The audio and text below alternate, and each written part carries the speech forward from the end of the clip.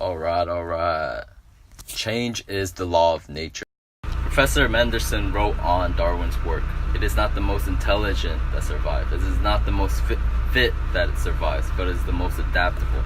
So if we talk about this in the sense of self and just your society, the civilization that is able to best survive is the one that is able to adapt to its physical, its social, economic, political, spiritual environment. So how does this relate to you? You have to be able to recognize where you're at.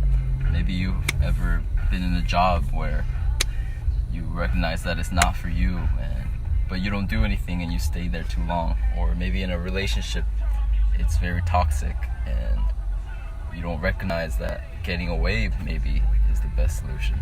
So everyone carries with them this ancient 500-year-old mind, which is basically looking at things very black and white, that you look at someone else, that they did it a certain way. Maybe let's talk about fitness because it's been a theme of this.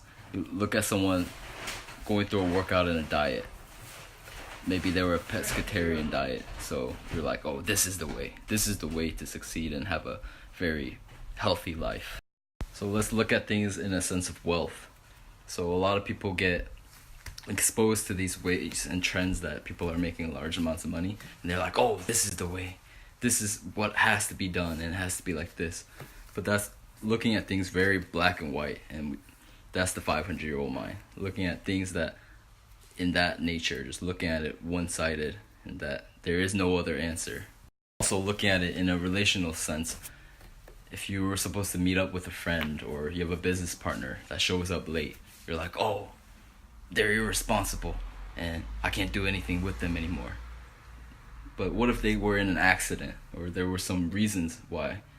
And this is the black and white mind, where you just look at things and you just react right away.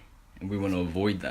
I don't want to make the Snapchat stories too long, but with this said, you got to be willing to experiment with life and just try things, but be able to quickly adapt. And if you don't have that adaptability, I wouldn't bet on you.